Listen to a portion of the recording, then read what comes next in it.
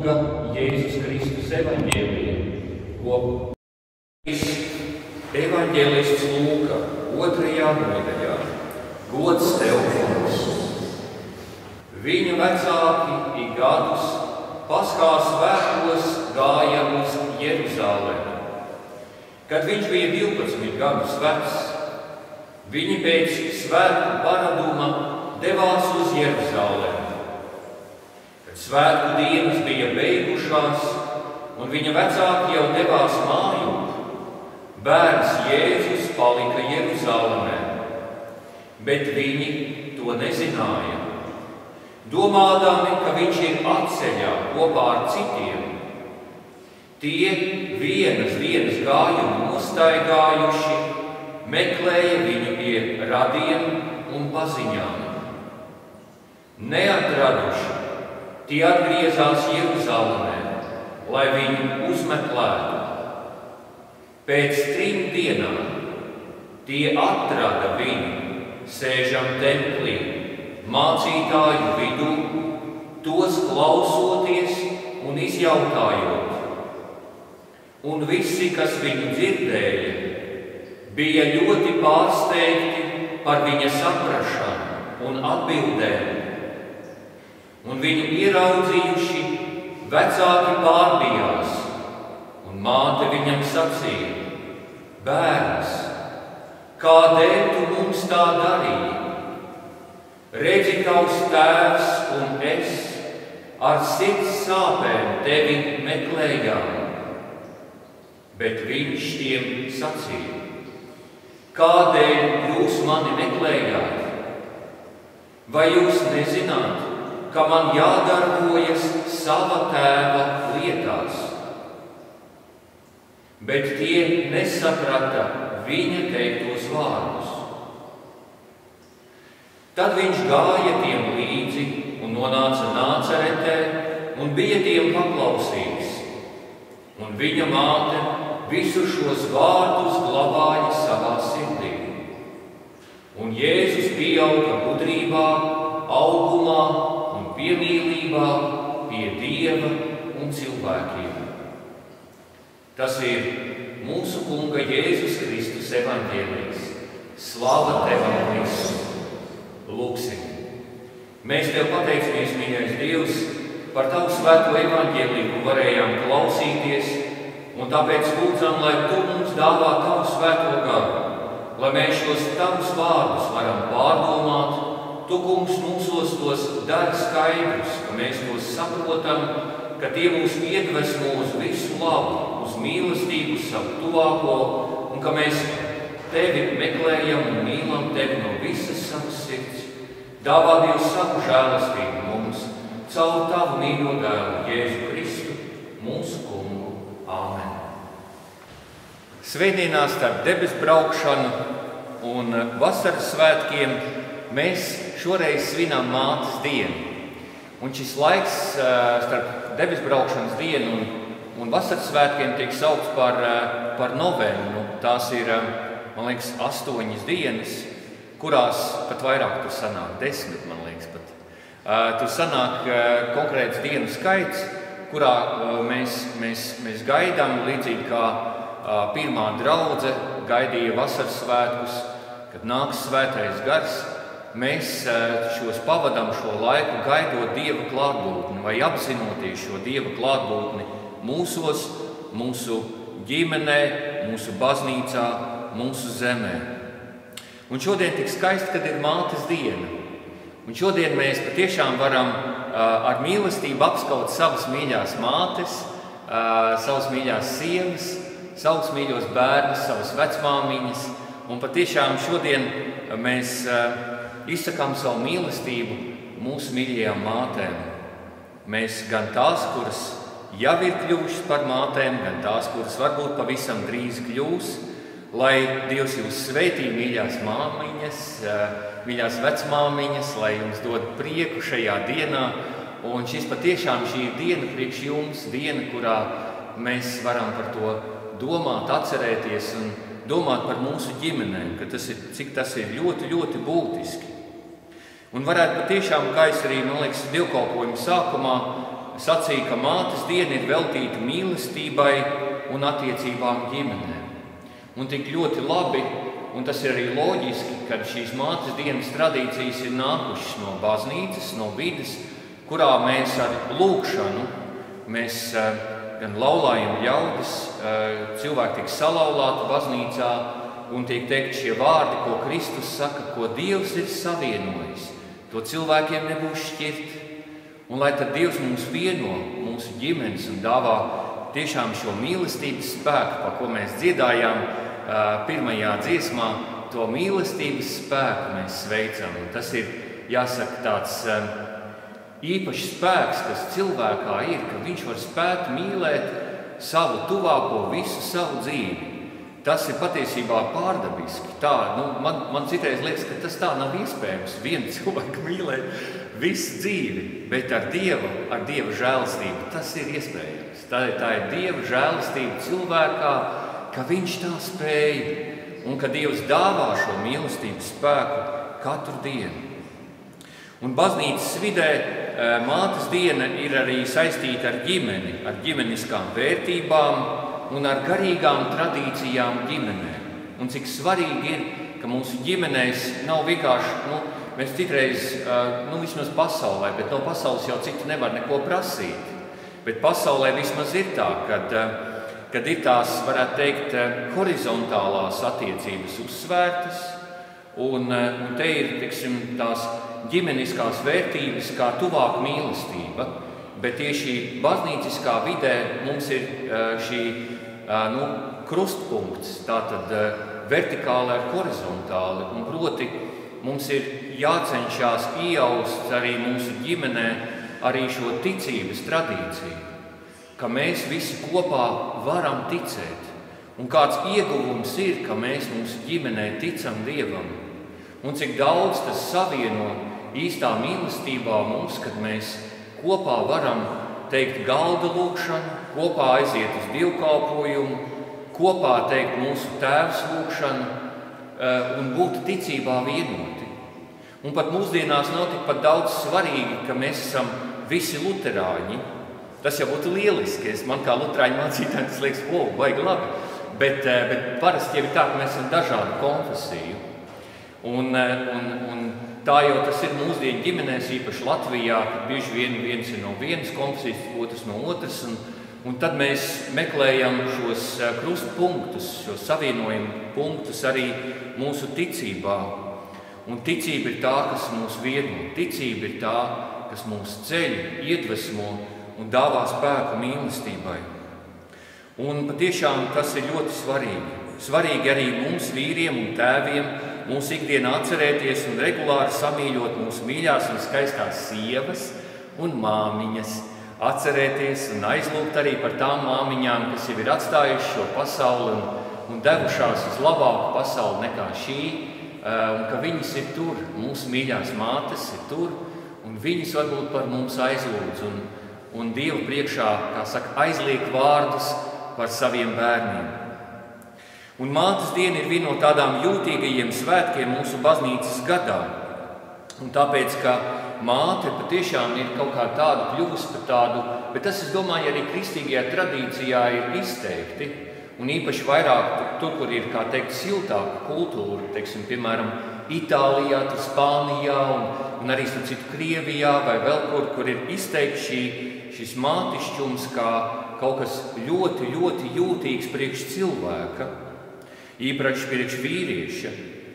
Un varētu teikt, ka tādas deklaratīvās vērtības mūsu pasaulē, kuras mēs deklarējam, kā piemēram demokrātija, cilvēktiesības, vienlīdzība, taisnīgums, ir morālās vērtības, godīgums, atbildība, cieņa, taisnība, ir reliģiskas un evaņģēliskas vērtības, kā bijība Dieva priekšā, kā svētums, uzticība, paklausība Dievam, ticība, cerība, mīlestība, bet ir arī tādas intīmās vērtības, kā šī mīlestība starp vīru un sievu, mīlestība starp māti un bērniem, starp vecākiem un bērniem. Tās ir rūpes, tas ir maigums, un gribētos vēl teikt, mīļums. kas arī kā tāda īpaša lieta, kas ir ļoti, ļoti svarīga un par ko citreiz pat ir jācīnās, lai tas būtu mūsu starpā, mūsu vidū, lai mēs pie tā pat jāsaka apzināti turamies, lai mēs to vērtējam kā tādu īpašu vērtību mūsu ģimenēs. Un jāsaka, šīs intīmās vērtības mēs patiešām varam ieraudzīt mātē. Viņa ir mani laidusi pasaulē caur sāpēm, viņa mani ir rūpējusies, viņas maigums ir kā atskaites punkts un citreiz kā etalons tam, ko es saprotu ar mīlestību un mīļumu. Un par māti mēs jau tā mūsu vidē publiski jau mēs tā nemēdzam stāstīt, bet tas mums ir ļoti, ļoti svarīgi. Katram tas mums ir ļoti būtiski un svarīgi.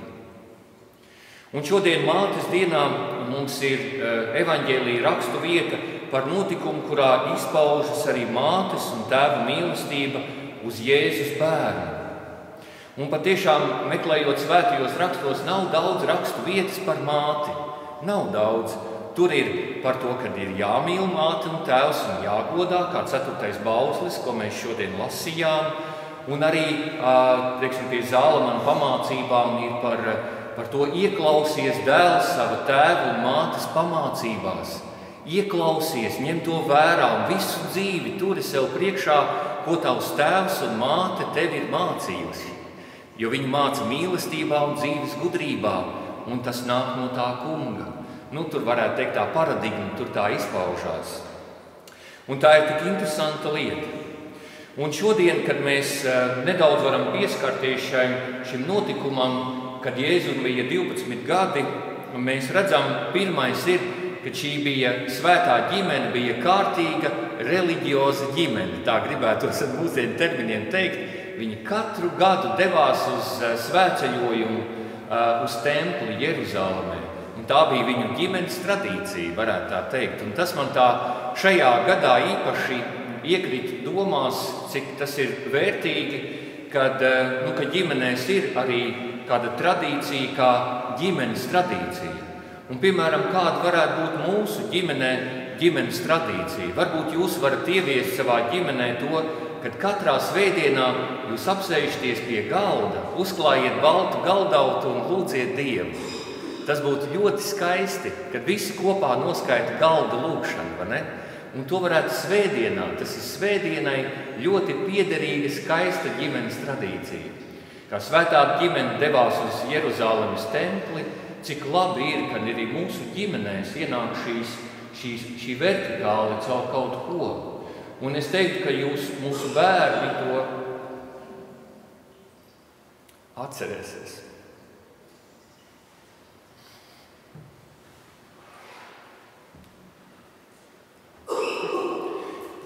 Taču šoreiz ir tā, šajā notikumā, ka Jēzus Jeruzālēmē paliek.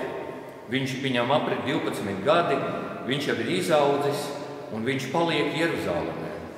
Un ir interesanti, kad Jēzus paliek Jeruzālēmē, viņš ir pieaudzis, viņš atcerās to, kad viņam ir jādarbojas sava tēva lietās, tad viņš pazūd saviem vecākiem. Viņš pazūd vecākiem, bet viņš atrodās savam debesu tēvam. Viņš pazūd, un Marija ar Jēzu pēkšņi apzinās, kad ir zaudējuši pašu dārgāko. Un tā ir ļoti interesanti tāds notikums, kas uz viņiem runā.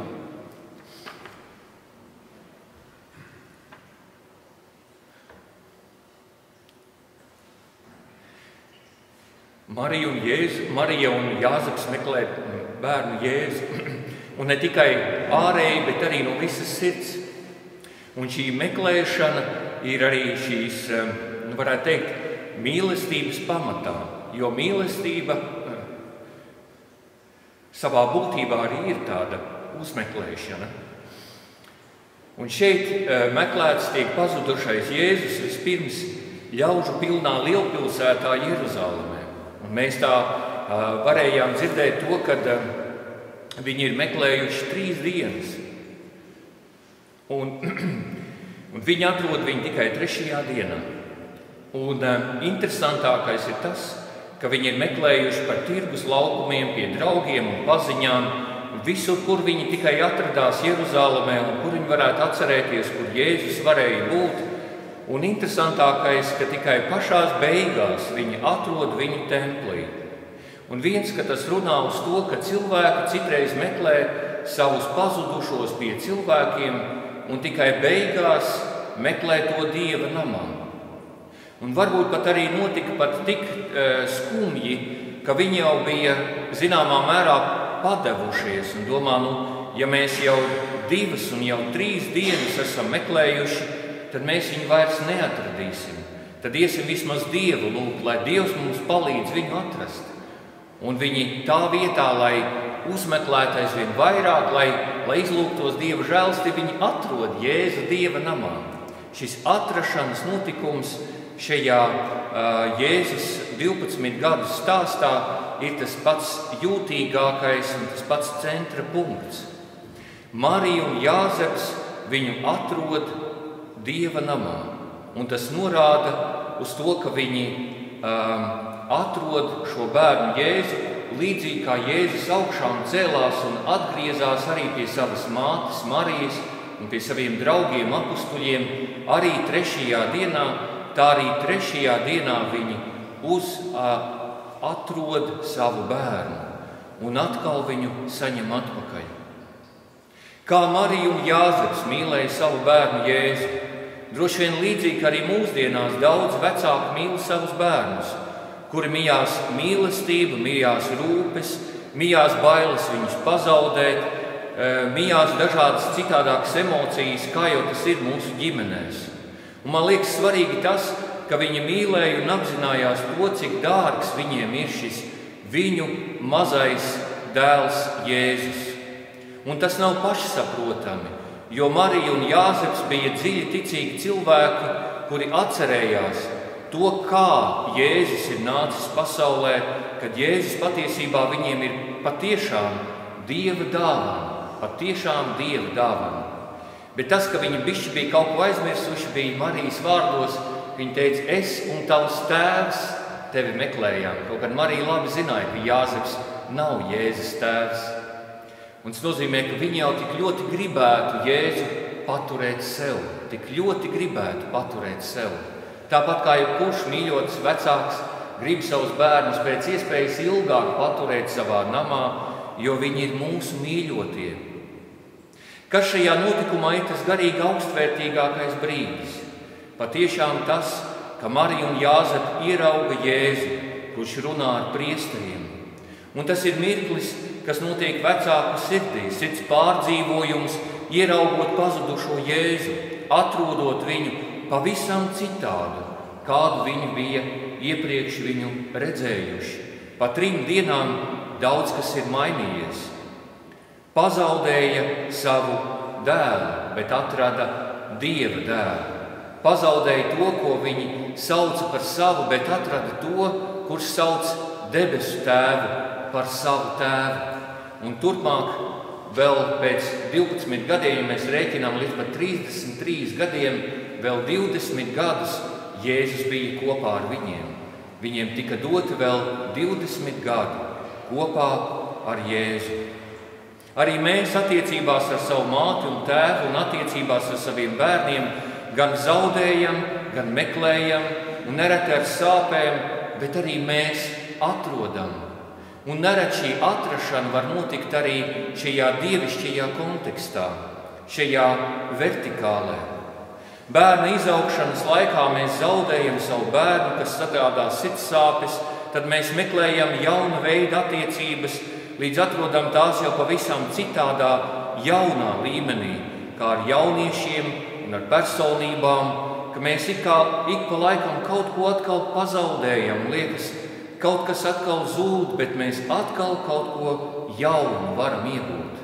Caur to, ka mēs salapstam, piedodam un atkal esam mīlestībā kopā, mēs gūstam atkal kaut ko jaunu.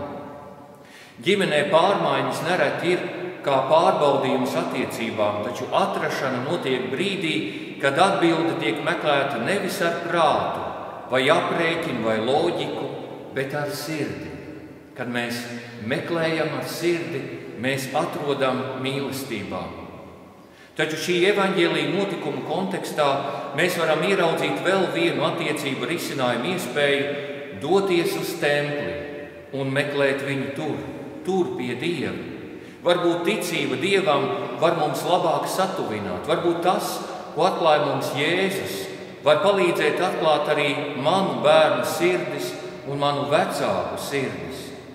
Atrašana var būt arī kā tāda mazā augšām celšanās mūsu ģimenēs. Jēzus tiek atrasts templī pēc 3 dienām, kuras bija zaudējumu un sāpju pilnas, gluži kā pēc Golgātas. Vajadzēja 3 dienas, līdz Jēzus atkal bija savu mācekļu vidū. Jēzus atklājas un atrodas Dieva tuvumā.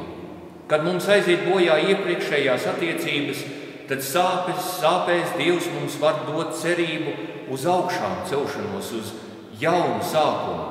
Vairs nebūs kā bija. Tagad viss ir darīts jauns. Gan mani tuvinieki, mēs esam mainījušies. Un citreiz pat lomas mainās, pat pozīcijas var mainīties. Bet svarīgākais ir un paliek mīlestība. Vai arī ticība, cerība, mīlestība, kā Pāvils raksta, šīs 3. Un šī mīlestība ir tā, kas mūsu sirdīs tiek ielieta no Dieva dāsnajām rokām. Mīlestība uz māti, uz savu tēvu, mīlestība uz bērniem, mīlestība uz saviem mīļajiem. Tā ir tā, kas mūs dara stiprus. Un kā apostols Pāvils šodien lasītajā Kolosiešu vēstulē raksta, ka mīlestība ir pilnības saite. Saite, kas savieno mīlošas sirdis, kas savieno labus cilvēkus, kas savieno mūs un dara mūsu ģimenes un mūsu dzimtes dara stipras. Āmen.